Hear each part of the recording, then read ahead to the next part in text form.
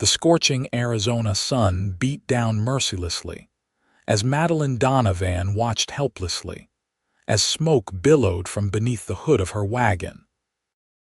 The sound of the axle cracking had been unmistakable, and now she stood stranded in the vast, unforgiving desert with dwindling supplies and her life's possessions packed into a useless vehicle.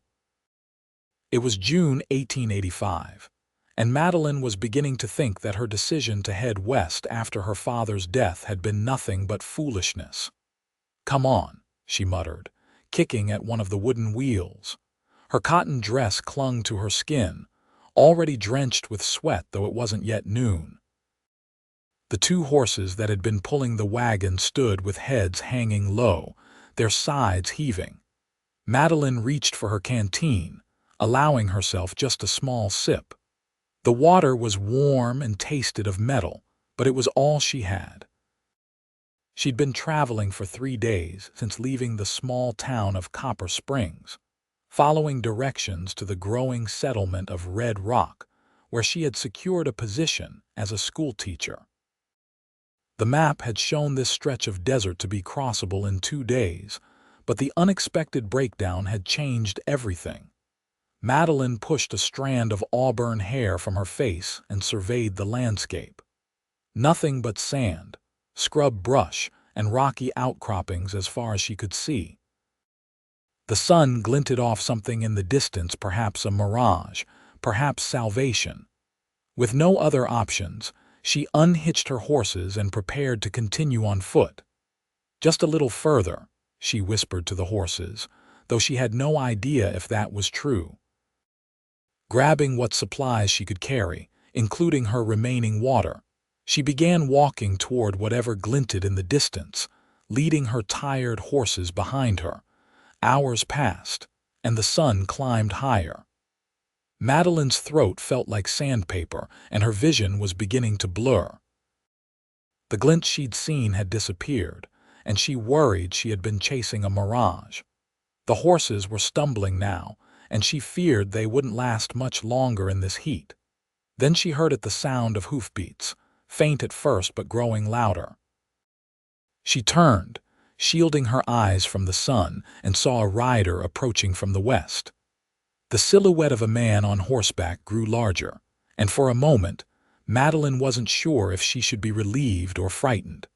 Tales of bandits and outlaws had followed her all the way from Boston.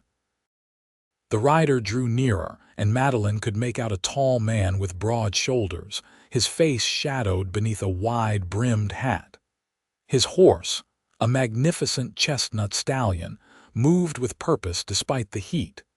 The man pulled up beside her, dust swirling around them. "Madam," he said, touching the brim of his hat. His voice was deep and rough, like he didn't use it often. "Looks like you're in a spot of trouble." "My wagon broke down several miles back," Madeline explained, her voice cracking from thirst. "I'm trying to reach Red Rock." The man dismounted in one fluid motion. Up close, she could see his face tanned and weathered from the sun, with startling blue eyes that studied her with concern. He looked to be in his early 30s, with a strong jaw darkened by stubble. "Name's Cole Nolan," he said, offering a calloused hand. "Most folks just call me Cole." "Madeline Donovan," she replied, taking his hand briefly. "I'm grateful to see another soul out here." Cole nodded and immediately went to his saddlebags, pulling out a canteen. "You need water," he said. It wasn't a question. He handed her the canteen and added, "Drink slow." Madeline took the canteen with trembling hands and followed his advice, taking small sips of the cool water. It was the most delicious thing she'd ever tasted. Cole moved to her horses, examining them with expert hands, checking their eyes and gums. "These animals are near collapse from heat exhaustion," he said grimly. He reached for his own water supply and poured some into his hat, offering it to the horses. "I can't take your water," Madeline protested, suddenly aware of how precious the resource was out here. "You're not taking it, I'm giving it," Cole replied firmly. "And we need to get these horses cooled down if any of you are going to make it to Red Rock." He looked at her then, his blue eyes meeting her green ones. "You'll make it," he said with quiet conviction. "I'll see to that." There was something in his voice, a certainty that made Madeline believe him despite the dire circumstances. Cole moved with the confidence of a man who knew the desert and its dangers intimately. "Red Rock's still a good day's ride from here," he explained, looking at the sun's position. "There's a small creek about 3 miles east where we can rest and water the horses. Can you make it that far?" Madeline straightened her shoulders. "I've come all the way from Boston, Mr. Nolan. I can manage 3 more miles." A hint of a smile touched Cole's lips. "I don't doubt it, Miss Donovan." He mounted his horse and then reached down, offering his hand. "But there's no sense in both of us walking. You'll ride with me to the creek, and we'll lead your horses." Madeline hesitated only briefly before accepting his hand. He pulled her up behind him with surprising ease, and she found herself pressed against his back, the smell of leather, horse, and sun-baked cotton filling her senses. "Hold on," he instructed, and she cautiously placed her hands at his waist as they set off toward the promised water. The creek, when they reached it, was little more than a trickle between rocks, but to Madeline it might as well have been the Mississippi River. Cole helped her dismount and immediately set about caring for all 3 horses while Madeline drank and splashed the cool water on her face and neck. "What brings a Boston lady all the way out to Red Rock?" Cole asked as he joined her at the water's edge, refilling canteens. "I'm to be the new school teacher," she explained. "After my father died last winter, there wasn't much keeping me in Boston. I answered an advertisement seeking educated women to teach in Western settlements." Cole nodded thoughtfully. "Red Rock's growing fast. Lots of families with children now." He studied her for a moment. "Still, it's a rough journey for a woman alone." "I didn't have much choice," Madeline replied. "The position starts in 2 weeks and I couldn't afford to delay." She hesitated. "Everything I own was in that wagon." "We'll go back for it," Cole assured her. "But first, you and these horses need rest and water." As the afternoon wore on, they remained by the creek in the shade of a small outcropping of rocks. Cole produced jerky and hardtack from his saddlebags, which they shared in companionable silence. Madeline found herself studying him when he wasn't looking, the way his hands moved efficiently at every task, the quiet alertness in his posture, the occasional glimpses of kindness beneath his rugged exterior. "What about you, Mr. Nolan?" she finally asked. "What brings you out to this particular stretch of desert today?" Cole was quiet for so long that Madeline thought he might not answer. Finally, he said, "I have a small ranch about 15 miles south of Red Rock. Was on my way back from delivering horses to Fort Benson." He paused. "And it's just Cole. Mr. Nolan was my father." As the worst heat of the day began to subside, Cole stood and announced it was time to move on. "We won't make it to Red Rock tonight, but I know a place we can camp safely. Tomorrow we'll retrieve what we can from your wagon and get you to town." They set off again, this time with Madeline riding one of her horses, which had recovered enough to bear her weight. As they traveled, Cole pointed out features of the landscape, signs of water, dangerous areas to avoid, the distant mountains that marked the territory of the Apache. "You know this land well," Madeline observed.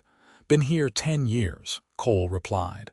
"Had to learn quick or join the bleached bones of others who didn't." His bluntness made Madeline shiver despite the heat. "And the Apache?" she asked hesitantly, glancing toward the mountains. "Most keep to themselves these days," Cole said. "There's an uneasy peace. Some work with the army as scouts, others still resist." He glanced at her. "The stories back east are likely worse than the reality, but the danger is real enough." As the sun began to set, Painting the desert in hues of gold and red, they reached a sheltered area with a small spring more reliable than the creek they'd left behind. Cole efficiently set up camp, starting a small fire and preparing a more substantial meal than their lunch had been. "You should get some sleep," Cole advised as they finished eating. "Dawn comes early and we have a long day tomorrow." Madeline nodded, suddenly aware of how exhausted she was. Cole offered her his bedroll, which she accepted after a token protest.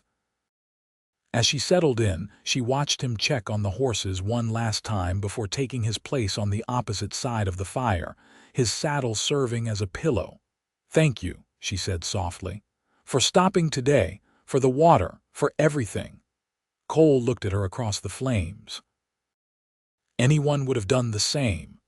Madeline shook her head slightly. "No, Mr. Nolan, not everyone would have." Sleep came quickly, and when Madeline awoke the next morning, she found that Cole had already rekindled the fire and was making coffee. The sun was just beginning to peek over the horizon, bathing everything in soft light. "Hope you like your coffee strong," Cole said by way of greeting. "I'm learning to appreciate many new things out west," Madeline replied with a small smile, accepting the tin cup he offered. After a breakfast of more hardtack and dried fruit, they set off toward Madeline's abandoned wagon. The going was easier in the cooler morning air, and Cole kept them on course with an unerring sense of direction that Madeline found impressive. "How do you know where we're going without a map?" she asked. Cole pointed to various landmarks: a distinctive rock formation, a lone dead tree, the pattern of the hills. "The land tells you where you are if you learn to rate it," he explained. "Maps can be wrong. The land never lies." By mid-morning, they reached the wagon. It sat just as Madeline had left it, though desert creatures had investigated her abandoned supplies. Cole examined the broken axle with practiced hands. "Can't fix this out here," he concluded. "We'll need to pack what we can on the horses and come back with a proper wagon to salvage the rest." They spent the next hour carefully selecting what Madeline couldn't bear to leave behind: her father's books, her teaching materials, clothing, and the few keepsakes she had brought from Boston. Cole packed everything with remarkable efficiency, distributing the weight evenly between the horses. "We should reach Red Rock by nightfall if we keep a steady pace," he said as they prepared to leave. As they rode away from the wagon, Madeline felt a curious mixture of loss and liberation. That wagon had been her last connection to her old life, and now she was truly moving forward into the unknown, accompanied by a stranger who was quickly becoming something more. The day grew hot again, but Cole set a sustainable pace and ensured they stopped regularly to rest the horses and drink water. During these breaks, Madeline learned more about her taciturn companion. Cole had come west after the war, looking for a new beginning away from the ravaged South. He'd worked as a ranch hand, a horse trainer, and occasionally as a scout for the army before saving enough to buy his own small spread. He lived alone, raising horses and cattle with occasional help from a local ranch hand. "Don't you get lonely?" Madeline asked during one rest. Cole looked out at the vast landscape. "The desert's good company if you learn to listen to it." After a pause, he added, "But yes, sometimes." The honesty of his answer touched her. Madeline found herself telling him about her own life, her childhood in Boston, her father's work as a professor of literature, her mother's death from influenza when Madeline was 16, and her subsequent years caring for her father until his heart gave out the previous winter.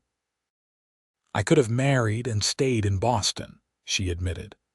"There was a gentleman, a colleague of my father's, who made his intentions clear after the funeral, but the thought of settling into that life felt like being buried alive." Cole nodded. "Some need more sky above them than others." His simple understanding meant more to Madeline than all the flowery condolences she'd received in Boston, As the afternoon wore on, the terrain began to change. The flat desert gave way to rolling hills with more vegetation. In the distance, Madeline could make out what appeared to be buildings. "Red Rock," Cole confirmed, following her gaze. "We'll be there within 2 hours." Madeline felt a curious mixture of relief and regret. Relief at reaching her destination after the ordeal, but regret that her time with this unusual man was coming to an end. They approached Red Rock as the sun was setting.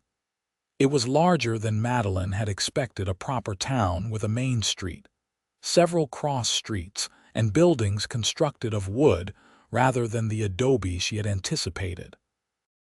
There was a church spire visible, a large general store, what appeared to be a hotel, and various other businesses. Cole led them to a 2-story building with a sign identifying it as Mrs. Peterson's boarding house.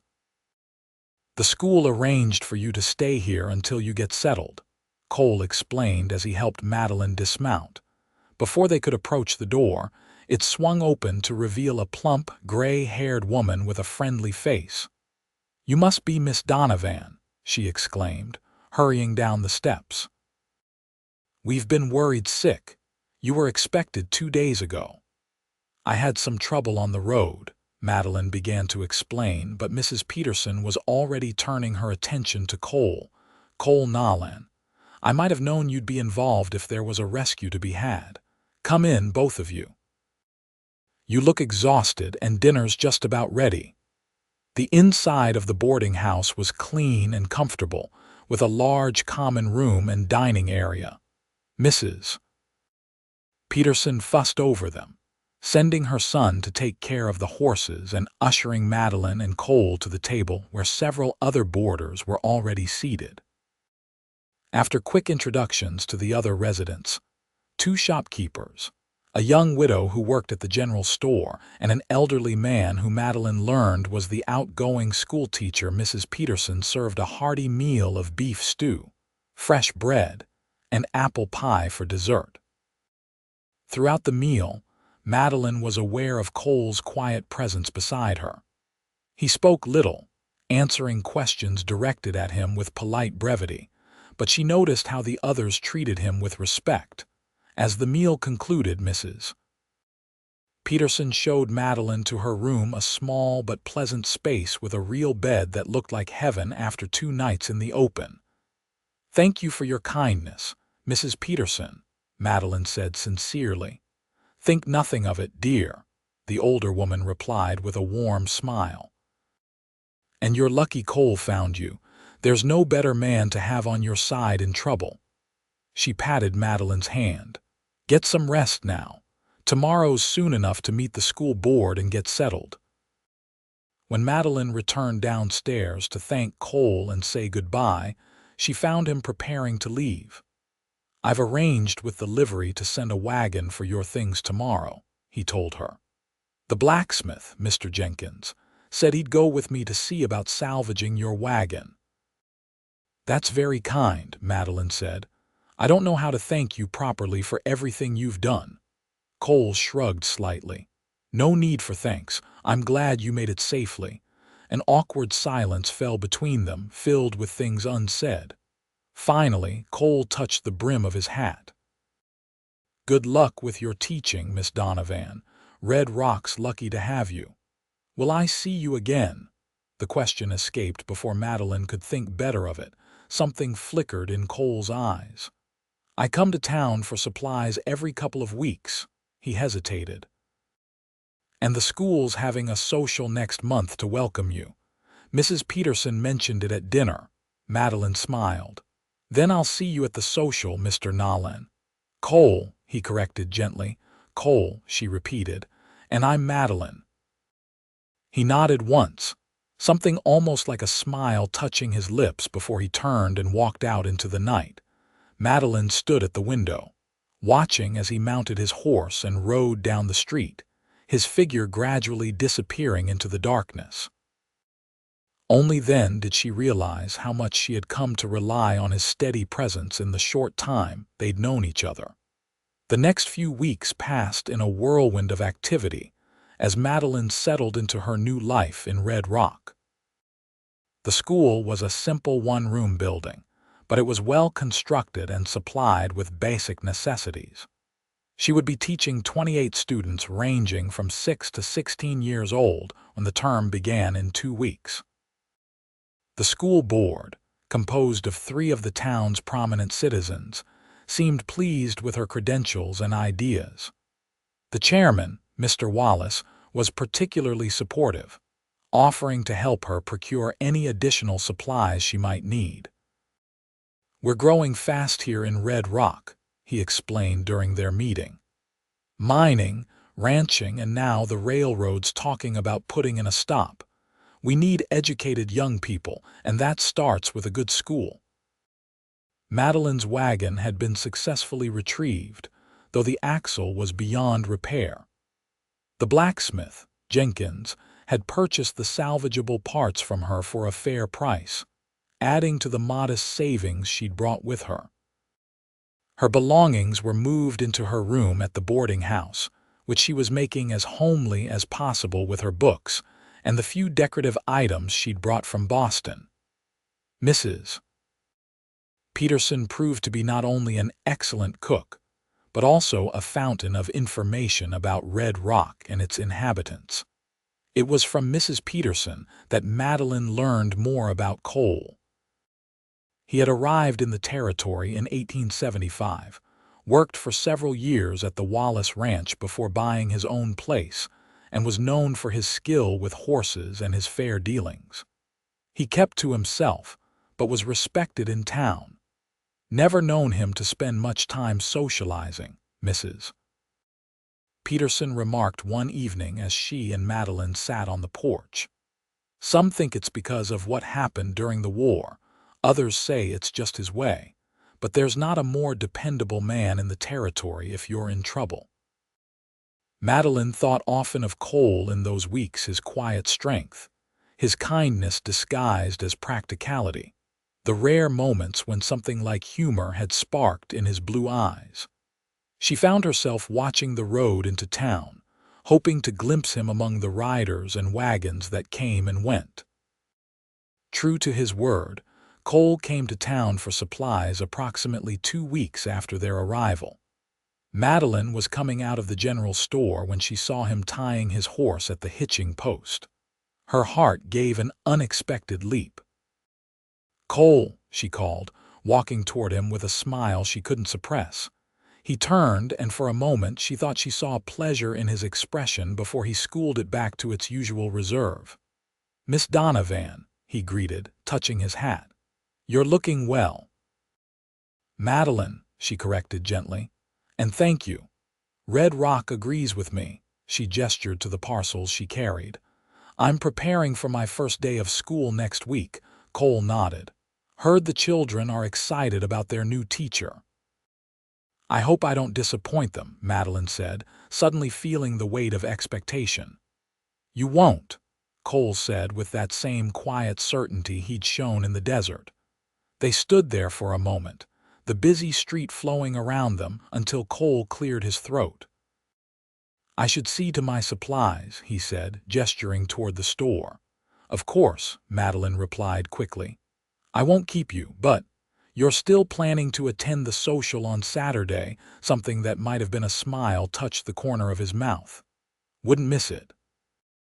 The school social was held the following Saturday evening in the church hall, which had been decorated with paper streamers and wildflowers. Nearly everyone in town attended, bringing dishes for a communal supper and dressing in their finest clothes. Madeline wore her best dress, a deep blue that brought out the green of her eyes, and Mrs. Peterson had helped her arrange her auburn hair in a becoming style. She greeted parents and children, trying to memorize names and faces, and answered countless questions about Boston and her journey west. It was nearly an hour into the event when Madeline spotted Cole standing near the entrance. He'd clearly made an effort with his appearance. His clothes were clean, his hair neatly trimmed, and he'd shaved his usual stubble. He looked uncomfortable amid the crowd, but he'd come, and that realization made Madeline's heart beat faster. She made her way toward him, dodging well-wishers and curious children. "You came," she said simply when she reached him. "Said I would," he replied, his eyes taking in her appearance with clear appreciation. "Would you like some punch?" Madeline offered. "Mrs. Wallace makes it with real lemons." Cole accepted, and they moved to the refreshment table together. As they sipped their punch, Madeline introduced him to various townspeople who came to greet her. She noticed that while Cole was polite, he remained reserved, answering questions directed at him but offering little additional conversation. Not one for crowds. She asked quietly when they had a moment alone. Cole's mouth quirked in what Madeline was learning to recognize as his version of a smile. "That obvious, only to someone paying attention," she replied. Their eyes met, and something passed between them, an acknowledgement of the connection that had formed during their journey through the desert. The band, consisting of a fiddler, a guitarist, and a man with a harmonica, began to play a waltz. Couples moved to the cleared area that served as a dance floor. "Would you like to dance?" Madeline asked impulsively. Cole looked startled. "It's been a long time," he admitted. "I'm not particularly accomplished myself," Madeline confessed. "My father thought dancing was frivolous." After a moment's hesitation, Cole set down his punch cup and offered his hand. "In that case, we can be unaccomplished together." His hand was warm and calloused as it closed around hers, and Madeline felt a flutter of anticipation as he led her to the dance floor. Cole placed his other hand at her waist with careful propriety, and they began to move to the music. For a man who claimed to be out of practice, Cole danced surprisingly well. He guided Madeline through the steps with the same quiet confidence he showed in everything else.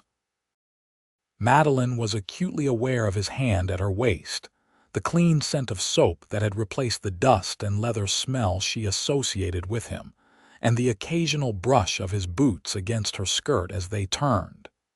"You dance very well for a man who's out of practice," she observed. "My mother insisted all her sons learn," Cole explained, his voice low enough that only she could hear. "Said no son of hers would embarrass a lady on a dance floor. She sounds like a wise woman." "She was," Cole replied, and Madeline heard the past tense with a pang of sympathy. They danced in silence for a while, and Madeline found herself relaxing into the rhythm and into Cole's steady presence. When the music ended, he stepped back and released her hand, but his eyes remained on hers. "Thank you for the dance, Madeline," he said formally. "Thank you for coming tonight, Cole," she replied. "I know crowds aren't to your liking." Before he could respond, they were interrupted by Mr. Wallace, who wanted to introduce Madeline to some relatives visiting from Kansas. When she looked back a few minutes later, Cole was gone. Disappointed, Madeline continued her duties as guest of honor, but her thoughts kept returning to the man who had saved her in the desert and who had come to town despite his discomfort with social gatherings. It was nearly the end of the evening when Mrs. Peterson appeared at her elbow. "Cole asked me to give you a message," the older woman said with a knowing smile. "He said he's sorry to leave without saying goodbye, but he'll be by the school tomorrow afternoon if you'd like some help setting up the classroom." Madeline couldn't help the smile that spread across her face. "Thank you, Mrs. Peterson." The next day, Madeline arrived at the schoolhouse early, eager to prepare for her students' arrival the following week. She was arranging desks when she heard the door open behind her. Cole stood in the doorway, hat in hand. "Mrs. Peterson said you might need some help," he said by way of greeting. "She was right," Madeline replied with a smile, gesturing to the bookcases that needed to be moved and the maps that needed hanging.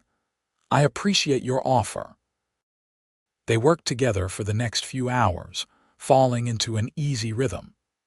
Cole was handy with tools, fixing a loose floorboard and a stuck window while Madeline organized books and supplies.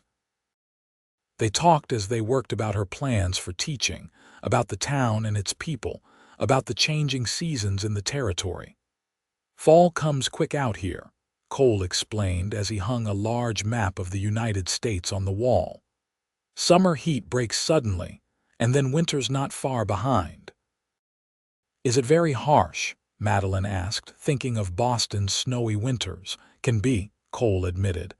"But beautiful too. The mountains covered in snow, the air so clear you can see for miles." He glanced at her. "Different from Boston, I expect." "Everything is different here," Madeline said thoughtfully. "The space, the light, the people." She looked up at him. "I thought I'd feel more out of place than I do." Cole hammered in the last nail for the map. "Some people belong places they've never been before," he said quietly. The simple observation resonated with Madeline in a way she couldn't quite explain. There was something about this place, and perhaps something about this man, that felt inexplicably right.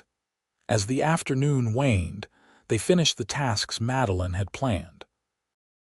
The schoolroom looked welcoming and organized, ready for eager young minds. "Thank you for your help," Madeline said as they stood at the doorway. "Would you like to stay for supper? Mrs. Peterson always makes too much, and I know she'd be happy to have you." Cole hesitated, turning his hat in his hands. "I should get back to the ranch before dark," he said finally. "But thank you for the invitation." Disappointment flickered through Madeline, but she nodded her understanding. "I'll be back in town next Saturday," Cole added, as if offering a compromise. "Need to pick up some supplies for winter." Madeline brightened.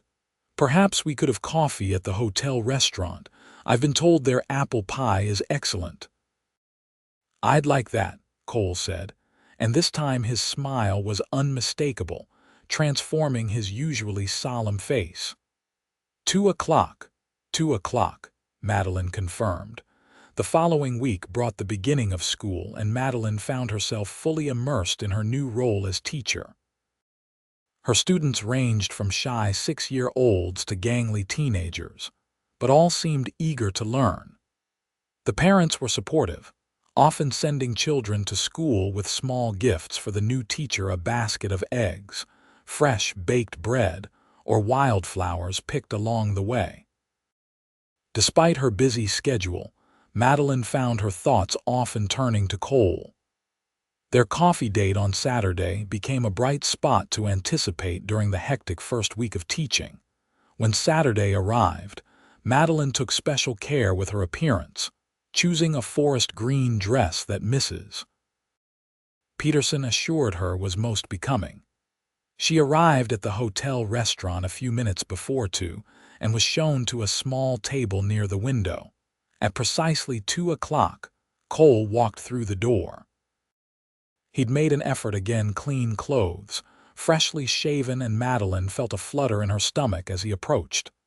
"Madeline," he greeted, removing his hat as he reached the table. "You look lovely." "Thank you," she replied, feeling a blush rise to her cheeks. "You look very handsome yourself." The waitress brought coffee and took their order for apple pie. As they waited, Madeline told Cole about her first week of teaching the bright students, the challenges of different age groups, her plans for the curriculum. "They're lucky to have you," Cole said when she paused for breath. "Education matters out here, opens doors." "Did you have much schooling?" Madeline asked, realizing she knew little about his early life. "Some," Cole replied. "My mother taught us reading and figures before we started at the local school. Then the war came." His expression darkened slightly. "Finished my education on battlefields instead of classrooms." Madeline nodded sympathetically. "My father lost 2 brothers in the war." "Many families did," Cole said quietly. "On both sides." Their pie arrived, momentarily lightening the mood. It was indeed excellent, flaky crust and tart, sweet filling. They ate in companionable silence for a few minutes. "Tell me about your ranch," Madeline prompted, wanting to know more about his life. Cole described his property, the small but solid house he'd built himself, the corral and barn, the grazing land that stretched toward the mountains, and the creek that provided water year-round. He spoke of his horses with particular pride, describing the breeding program he'd established to produce animals suited to the demanding conditions of the territory. "You should visit sometime," he said, then looked surprised at his own invitation. Madeline smiled. "I'd like that very much." They lingered over coffee until the waitress began giving them pointed looks as more customers arrived for the supper service. "I should get back to the boarding house," Madeline said reluctantly. "I promised to help Mrs. Peterson with some mending this evening." Cole paid for their meal despite Madeline's protests and offered his arm as they walked outside. The sun was starting to set, painting red rock in golden light. "When will you be in town again?" Madeline asked as they paused in front of the boarding house. "Need to focus on winter preparations for the next few weeks," Cole admitted. "But the Harvest Festival is next month. Will you be attending?" "Mrs. Peterson has already insisted I must," Madeline said with a smile. "She says it's the social event of the season." "Then I'll see you there," Cole promised. He hesitated for a moment, then took her hand. His touch was gentle as he raised her fingers to his lips in a gesture that seemed both old-fashioned and incredibly intimate. "Until then, Madeline," he said softly before releasing her hand and walking away. Madeline watched him go, her hand still tingling from his touch. Something was happening between them, something both thrilling and terrifying in its potential. The weeks leading up to the Harvest Festival were busy for Madeline. In addition to her teaching duties, she became involved in festival preparations, helping to decorate the town square and practicing with the children's choir for their performance. Mrs. Peterson kept her updated on town gossip, including several sightings of Cole purchasing additional supplies and speaking with the blacksmith about repairs to his wagon. "Never known him to attend the festival 2 years in a row," Mrs. Peterson remarked one evening as they shelled peas for supper. "Must be a special reason this year." Her knowing look made Madeline blush. The day of the festival arrived with perfect autumn weather, crisp air, golden sunshine, and trees beginning to show their fall colors. The entire town turned out for the celebration, which included games, contests, music, dancing, and enough food to feed twice the population of Red Rock.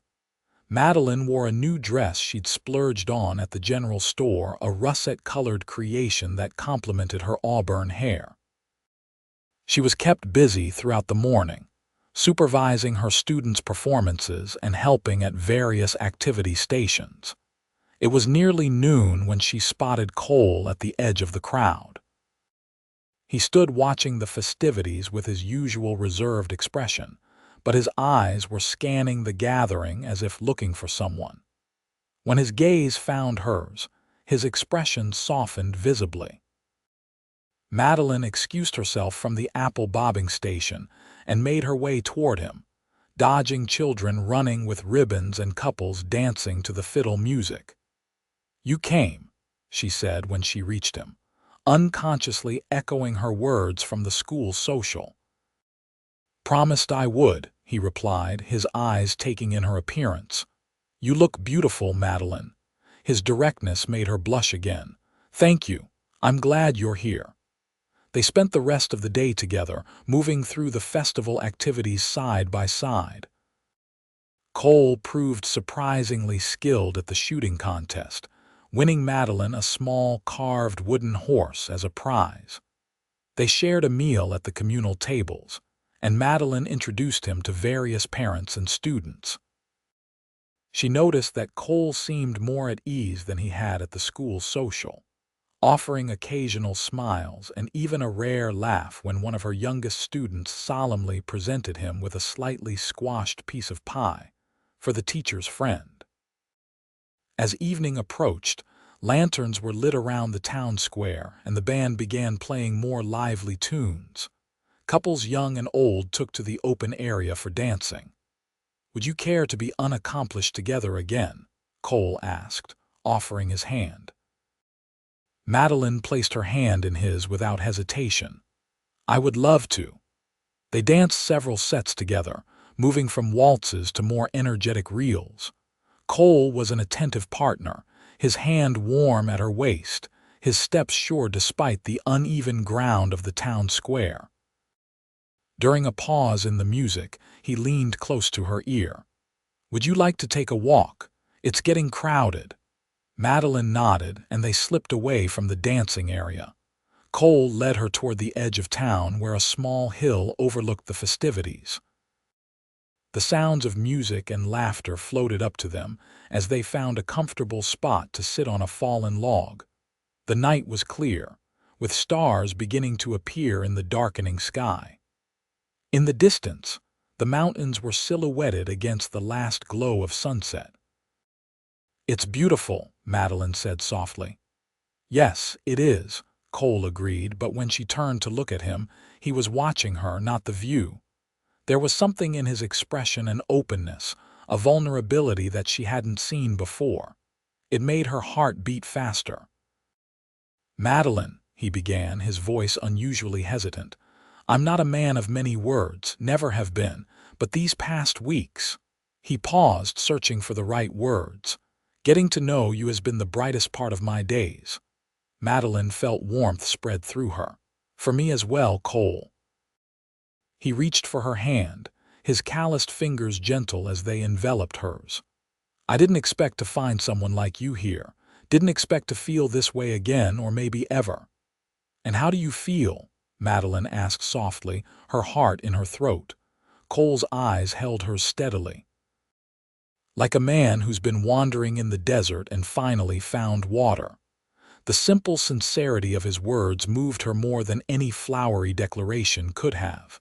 Madeline squeezed his hand. "I felt lost when I came here," she admitted. "After my father died, I had no real direction. Teaching was a purpose, but not a home." She looked at their joined hands. "Until you found me in the desert, I didn't know what I was looking for." Cole's free hand came up to gently touch her cheek. "And now I think I do," Madeline whispered. He leaned forward slowly, giving her time to pull away if she wished. Instead, Madeline moved to meet him, and their lips came together in a kiss that was gentle yet full of promise. When they broke apart, Cole rested his forehead against hers for a moment. "I'd like to court you properly, Madeline Donovan, if you'll allow it." Madeline smiled. "I'd like that very much, Cole Nolan." The weeks that followed were the happiest Madeline had known. Cole began visiting town more frequently, often timing his arrivals with the end of the school day, so he could walk Madeline back to the boarding house. They would take the long route, strolling through town or along the creek that ran behind the church, talking about their days and learning more about each other. On Sundays after church, Cole would take Madeline for drives in his wagon, showing her the beauty of the territory beyond Red Rock. They explored shallow caves in the hillsides, picnicked by streams, and once rode to a high meadow where wildflowers still bloomed despite the advancing season. Mrs. Peterson beamed approvingly whenever Cole came to call and always insisted he stay for supper. The other boarders teased Madeline good-naturedly about her cowboy beau, but she found she didn't mind. There was something right about being with Cole that made other people's opinions seem unimportant. As November arrived, bringing cooler weather and occasional frost, Cole invited Madeline to visit his ranch. "It's not much compared to what you're used to in Boston," he warned as they rode in his wagon on a crisp Saturday morning. "I think you'll find my expectations are quite different now," Madeline assured him. The ride took nearly 2 hours, but Madeline enjoyed every minute. Cole pointed out landmarks and shared stories about the area which valleys flooded in spring, where the best hunting could be found, the places where wild horses sometimes gathered. When they crested a small rise, Cole drew the horses to a halt. "There it is," he said with a note of pride in his voice. "Nolan Ranch." Below them stretched a picturesque valley. A modest but well-built house stood near a copse of trees, with a large barn and corral nearby. Several horses grazed in a fenced pasture, and a small herd of cattle could be seen in the distance. A creek wound through the property, its banks lined with cottonwoods that had turned golden with the season. "Cole, it's wonderful," Madeline said sincerely. His expression softened with pleasure at her approval, and he clicked to the horses to continue down the slope. As they approached, a young man emerged from the barn, waving in greeting. "That's Miguel," Cole explained. "He helps out 3 days a week. His family has a small place about 5 miles east." Miguel was perhaps 17, with a ready smile and quick movements. He helped Madeline down from the wagon with careful courtesy before turning to rapid-fire conversation with Cole in a mixture of English and Spanish. Cole introduced them properly, and Miguel's smile widened. "The teacher. We have heard much about you, Miss Donovan. All good things, I hope," Madeline replied with a smile. "Very good things," Miguel assured her with a meaningful glance at Cole that made the older man clear his throat. "Miguel, would you see to the horses? I'd like to show Miss Donovan around." "Of course, Senor Cole," Miguel agreed with a grin, leading the team toward the barn. Cole offered Madeline his arm. "Would you like to see the house first?" The house was simply but comfortably furnished, with a large main room that served as both kitchen and living area, complete with a stone fireplace. 2 bedrooms led off the main room, and Cole showed her the one he used, looking slightly embarrassed at the Spartan furnishings. "It's not fancy," he said, watching her face carefully. "It's perfect," Madeline replied honestly. The house felt solid and welcoming, much like its owner. Large windows let in plenty of light, and she could imagine how cozy it would be in winter with a fire burning in the hearth. After showing her the house, Cole took her on a tour of the rest of the ranch. He was clearly proud of the barn he had built himself, the sturdy corrals, and especially his horses. Madeline listened attentively as he explained his breeding program, pointing out the qualities of different animals. "This one's special," he said, leading her to a stall where a beautiful bay mare stood with a gangly-legged foal. "Best bloodlines I've been able to establish. Her foals always show good sense along with speed." Madeline watched as Cole gently stroked the mare's neck, speaking to her in low tones. The horse nuzzled his shoulder affectionately. "You're good with them," Madeline observed. "They trust you." "Trust has to be earned," Cole replied, "with horses and people." He glanced at her with meaning, and Madeline understood he was talking about more than just his animals. After the tour, they returned to the house where Cole prepared a simple but delicious meal. They ate at the wooden table near the fireplace, talking easily about the ranch and Madeline's school. "Winter will be setting in soon," Cole remarked as they finished their coffee.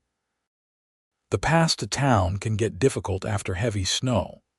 Madeline nodded, a twinge of sadness at the thought of seeing less of him during the winter months. "Mrs. Peterson has been warning me to prepare for isolation." "It's not as bad as it used to be," Cole assured her. "The road stays passable most of the time now, and Red Rock has enough supplies to weather any temporary cuts." Still, the reminder of the changing seasons brought a certain urgency to Madeline's thoughts. Their courtship had progressed steadily since the Harvest Festival, but neither had spoken of the future beyond the next visit or outing. As if reading her thoughts, Cole reached across the table to take her hand. "Madeline, there's something I'd like to discuss with you." His serious tone made her heart skip a beat. "Yes. These past months have been the happiest I can remember," he began, his blue eyes steady on hers. "Getting to know you, spending time with you. It's changed something in me that I thought was settled long ago." Madeline squeezed his hand encouragingly. "I know it hasn't been that long," Cole continued, "and I'd understand if you think it's too soon. But with winter coming—" He took a deep breath. "What I'm trying to say not very well is that I love you, Madeline. And I'd be honored if you would consider becoming my wife." Though she had begun to hope for such a proposal, the actual words still took Madeline's breath away. For a moment, she couldn't speak, overcome with emotion. Cole misinterpreted her silence. "I know it's a lot to ask," he said quickly. "Life out here isn't easy, especially for someone used to city comforts, and the ranch is modest, nothing like what you probably had in Boston." Madeline found her voice. "Cole," she interrupted gently, "I left those city comforts willingly. And what I see here," she gestured around them, "is a home built with care and hard work. That means more to me than any mansion in Boston." Hope kindled in his eyes. "Then you're not saying no," Madeline smiled, tears of happiness threatening. "I'm saying yes, Cole Nolan. I love you, and nothing would make me happier than to be your wife." The joy that transformed Cole's usually reserved expression was something Madeline knew she would remember for the rest of her life. He stood and pulled her into his arms, kissing her with a passion that left her breathless.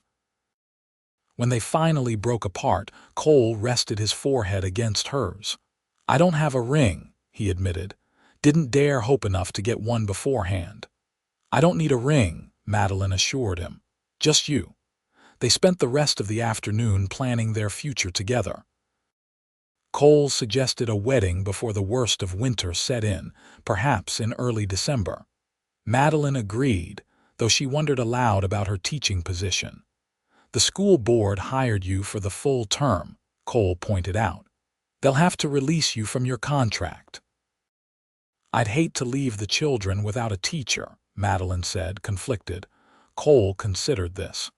"What if you continued teaching until they find a replacement? It would mean staying in town during the week, at least temporarily." Madeline brightened at this solution. "That could work.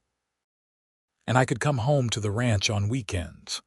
The word home fell naturally from her lips, and from the warmth in Cole's eyes he had noticed it too. "Home," he repeated softly, taking her hand. "That's what this place has been missing all these years, someone to make it a home." The ride back to Red Rock that evening was filled with conversation about their plans. They would speak to the minister tomorrow after church about a wedding date, then to the school board about Madeline's position. When they reached the boarding house, Cole helped Madeline down from the wagon and walked her to the door. In the privacy of the darkened porch, he kissed her good night with tender passion. "Until tomorrow," he whispered. "Until tomorrow," she echoed, watching him return to his wagon and drive away, her heart full of joy and anticipation.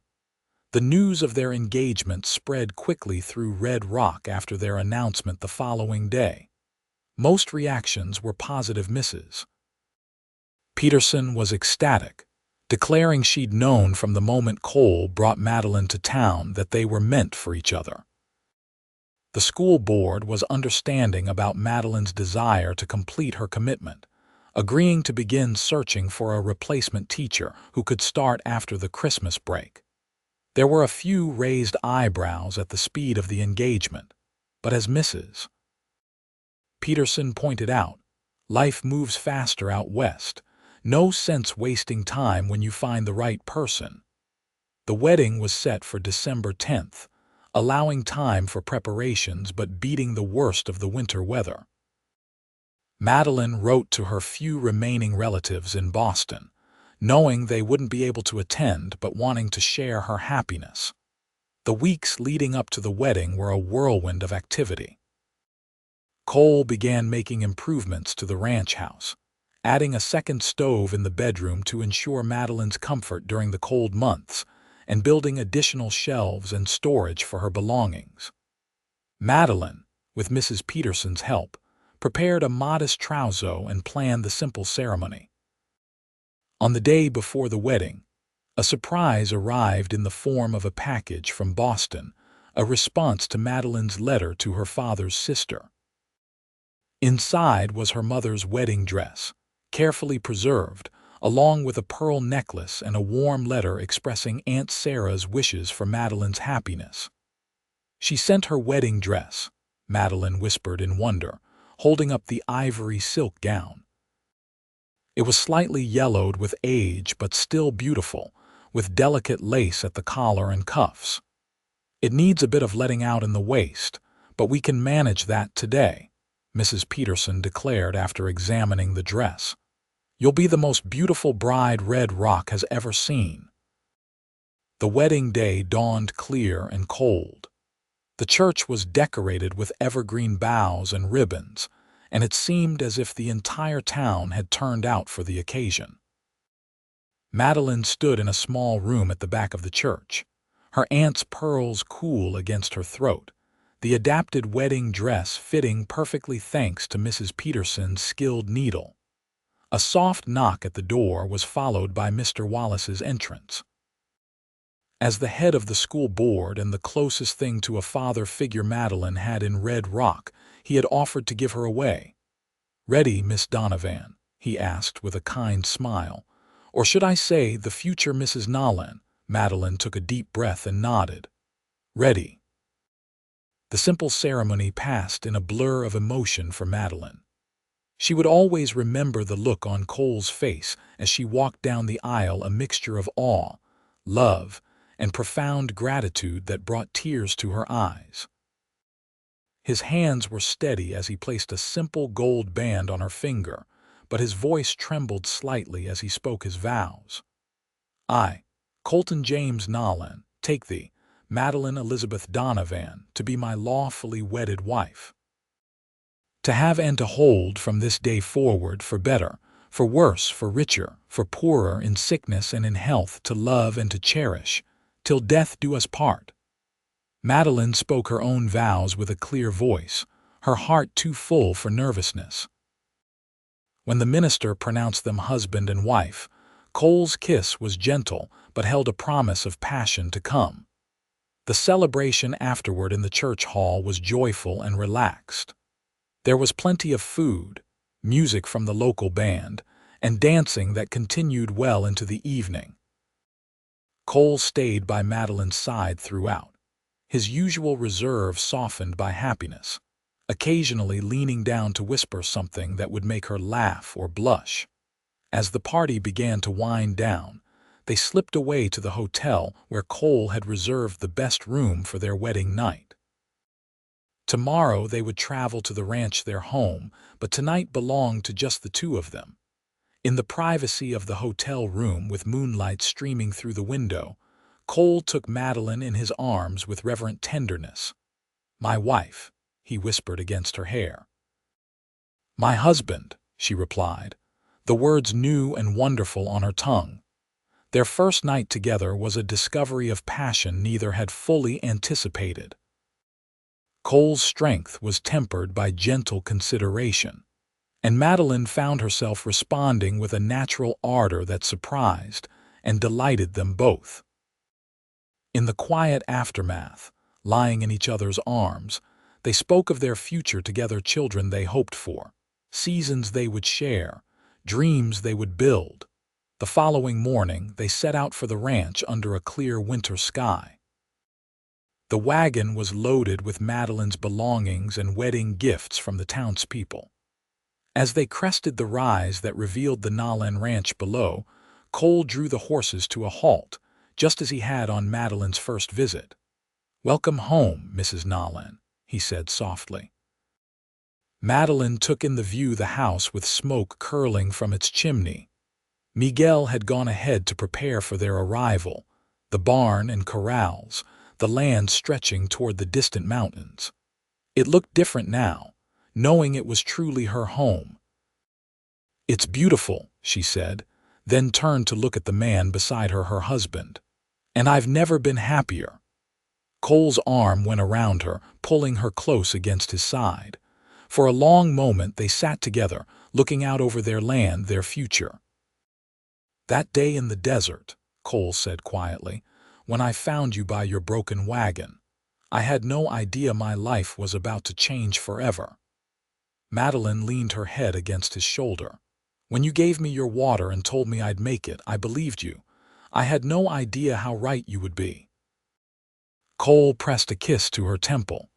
"We'll make it through whatever comes, Madeline. Together." With that promise between them, he clicked to the horses, and they continued down the slope toward home and all the days that awaited them.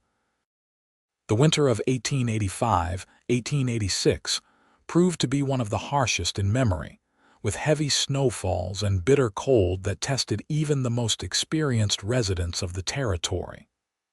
For Cole and Madeline, it was a time of adjustment and deepening love as they established their life together at the ranch. As they had planned, Madeline continued teaching in Red Rock until a replacement could be found, staying at the boarding house during the week and returning to the ranch on weekends. The arrangement was difficult, especially when snow made the roads treacherous, but by February, a new teacher had arrived from Denver, allowing Madeline to take up full-time residence at the ranch. Life as a rancher's wife required learning many new skills. Madeline took to some naturally. Her experience keeping house for her father had prepared her for cooking and household management. Others presented more of a challenge. Cole patiently taught her to ride properly. Side saddle was impractical for ranch life. To milk the cow he had purchased as a wedding gift, and to handle a rifle for protection when he was away from the house. Their home grew more comfortable with each passing month. Cole built additional furniture, a rocking chair for the fireplace, bookshelves for Madeline's beloved books, a larger table for the main room. Madeline added touches that made the house truly a home: curtains at the windows, quilts on the beds, herbs growing in pots by the kitchen window. Spring came late but gloriously, transforming the ranch into a green paradise after the stark white of winter. New life appeared everywhere: foals in the corrals, calves in the pastures, wildflowers on the hillsides. Madeline took particular joy in planting a vegetable garden near the house, applying knowledge gleaned from Mrs. Peterson's experienced advice. It was during those warm spring days, as new life flourished around them, that Madeline realized she was carrying new life within her. She waited until she was certain before sharing the news with Cole one evening as they sat on the porch watching the sunset. "I have something to tell you," she said, taking his hand and placing it on her still flat stomach. "We're going to have a baby." Cole's expression transformed from confusion to wonder in an instant. "A baby," he repeated, his voice hushed with awe. "You're sure?" Madeline nodded, smiling at his reaction. "I'm sure. The baby should arrive in early December, a first anniversary gift." Cole gathered her into his arms with gentle reverence. "Madeline," he whispered against her hair, his voice thick with emotion. "I never thought, never dreamed I could be this blessed." That night, as they lay together in their bed, Cole's hand rested protectively over Madeline's stomach. "I'll build a cradle tomorrow," he murmured sleepily, "and we'll need to prepare a nursery." Madeline smiled in the darkness. "We have time," she assured him. "Not enough," Cole replied. "Never enough for all I want to give you both." The months that followed were filled with preparations for the baby and the work of the ranch. Cole was determined that Madeline should not overexert herself, often enlisting Miguel's mother, Elena, to help with the more strenuous household tasks. Madeline accepted the help graciously, but insisted on remaining active, claiming fresh air and moderate work were good for her condition. Summer brought its own challenges: heat that made Madeline's advancing pregnancy uncomfortable, occasional drought that threatened the pastures, and a wildfire in the distant hills that kept everyone on edge for weeks. Through it all, Cole remained a steadfast presence, his love for Madeline evident in every small act of care and consideration. In town, where Madeline still visited regularly to maintain friendships and purchase supplies, their impending parenthood was celebrated with gifts and advice. Mrs.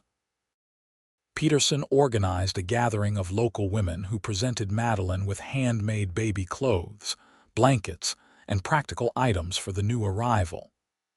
The minister's wife, who had raised 7 children, shared wisdom about childbirth and infant care that Madeline tucked away gratefully. As autumn approached, bringing cooler temperatures and the golden hues of changing leaves, Cole's preparations for the baby reached new levels of intensity. The second bedroom was transformed into a nursery, complete with the promised cradle, a comfortable chair for nursing, and shelves for baby supplies. He reinforced the house against the coming winter, determined that his growing family would be warm and secure regardless of what the weather brought. "You've thought of everything," Madeline remarked one evening as they sat by the fire, her hands resting on her now prominent belly. "Just trying to be ready," Cole replied, his expression more open and expressive than it had been when they first met. Marriage and impending fatherhood had softened the hard edges of the solitary rancher, revealing the deeply caring man beneath. "You're going to be a wonderful father," Madeline said softly. Cole looked up, vulnerability in his eyes. "I hope so. My own father, he wasn't always kind." "I want to do better." Madeline reached for his hand. "You will. I've seen your gentleness, your patience. Our child is fortunate to have you." The baby made its intentions known early on the morning of December 7th, 3 days before their first wedding anniversary. Madeline woke to the first contractions and calmly informed Cole that it was time to fetch Alina and the midwife from town. Cole had prepared for this moment for months, but the reality of it sent him into a flurry of controlled panic. He helped Madeline to a comfortable position, built up the fire, set water to boil, and prepared to ride for help. "I'll be back as quickly as possible," he promised, kissing her forehead. "We'll be waiting," Madeline replied with a brave smile, though the contractions were already intensifying. The hours that followed tested Madeline's courage and endurance.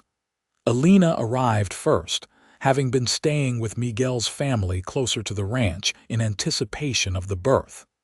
The midwife, Mrs.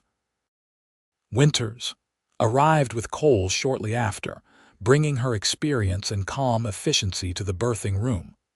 Cole was banished to the main room, where he paced anxiously, wincing at every sound from behind the closed door.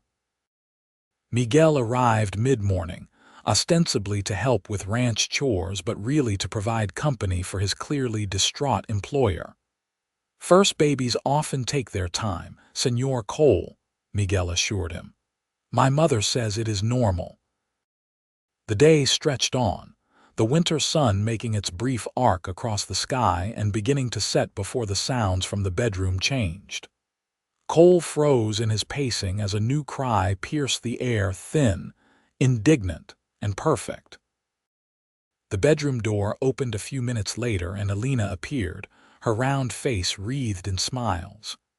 "You have a daughter, Senor Cole, a beautiful, healthy daughter." Cole stood speechless, overwhelming emotion rendering him momentarily immobile. Alina chuckled and took his arm, gently guiding him toward the bedroom. "Go meet your family," she urged. Inside the bedroom, Madeline sat propped against pillows, her face tired but radiant, holding a small bundle wrapped in a soft blanket. She looked up as Cole entered, her smile widening. "Come meet your daughter," she said softly. Cole approached the bed with reverence, sitting carefully beside Madeline. She tilted the bundle so he could see the tiny face red and wrinkled, with a dusting of dark hair and tightly closed eyes. "She's perfect," Cole whispered, reaching out a tentative finger to touch the baby's cheek. Just like her mother, Mrs. Winters, efficiently cleaning up on the other side of the room, smiled at the tableau. "She's a strong one," she confirmed. "Good lungs and a healthy appetite already." "What shall we name her?" Madeline asked, looking up at Cole. They had discussed names during the pregnancy but hadn't settled on a final choice. Now, looking at his daughter, Cole knew. "Elizabeth," he said softly. "After your mother." Elizabeth Sarah Nolan. Tears welled in Madeline's eyes.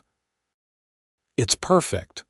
Cole carefully gathered his family in his arms, mindful of Madeline's exhaustion and the newborn's fragility. "Thank you," he murmured against Madeline's hair. "For our daughter, for everything." The days that followed were a blur of adjustments and discoveries, as they adapted to life with a newborn. Elizabeth, quickly nicknamed Beth by her adoring father, proved to be a generally content baby with her mother's green eyes and what promised to be her father's determined nature. On their first wedding anniversary, with Beth sleeping peacefully in her cradle, Cole presented Madeline with a gift he had been working on in secret for months, a locket containing miniature portraits of the three of them, painted by an artist in red rock based on sketches Cole had provided. "So you can always keep us close to your heart," Cole explained as he fastened the gold chain around Madeline's neck. Madeline touched the locket with wonder. "It's beautiful, Cole. I'll treasure it always." She reached for a package wrapped in brown paper. "My gift seems inadequate in comparison." Cole unwrapped the package to find a hand-knitted sweater in soft blue wool. "You made this while carrying our child and managing our home," he said, touching the garment with appreciation. "There's nothing inadequate about it." As winter settled over the ranch once more, the Nolan family established new routines around Beth's needs. Nights were broken by feedings, days were measured in naps and changes, and both Cole and Madeline discovered reserves of energy they hadn't known they possessed. Through it all, their love for each other deepened, strengthened by their shared love for their daughter. Spring brought new beginnings again. Beth grew rapidly, developing a sunny disposition that charmed everyone she met. The ranch prospered under Cole's careful management, and Madeline began to take on more responsibilities as Beth became less dependent. She particularly enjoyed working with the horses, discovering an affinity for training that Cole encouraged. "You have a natural touch," he observed one afternoon as Madeline successfully gentled a nervous 2-year-old filly. "They trust you." Madeline smiled, remembering their conversation about trust during her first visit to the ranch. "I had a good teacher," she replied. As Beth's first birthday approached, Cole and Madeline began planning a small celebration. Friends from Red Rock would make the journey to the ranch, including Mrs. Peterson, who had appointed herself Beth's honorary grandmother and spoiled her accordingly. Life had settled into a rhythm that suited them both: work and rest, challenges and rewards, the steady pulse of seasons on the land they both loved. Yet there were still moments that took Madeline's breath away, like finding Cole in the nursery at dawn, holding Beth by the window and pointing out the colors of the sunrise, his deep voice gentle as he named each hue for his wide-eyed daughter. "This is our home, little one," she overheard him say one morning. "Your mother found us in the desert, and now we'll never be lost again." Madeline slipped away without letting them know she was there, her heart too full for words. Later, as they worked side by side mending tack in the barn, she simply leaned over and kissed Cole's weathered cheek. "What was that for?" he asked with a smile. "For giving me water when I was thirsty," Madeline replied softly. "For telling me I would make it, for being right."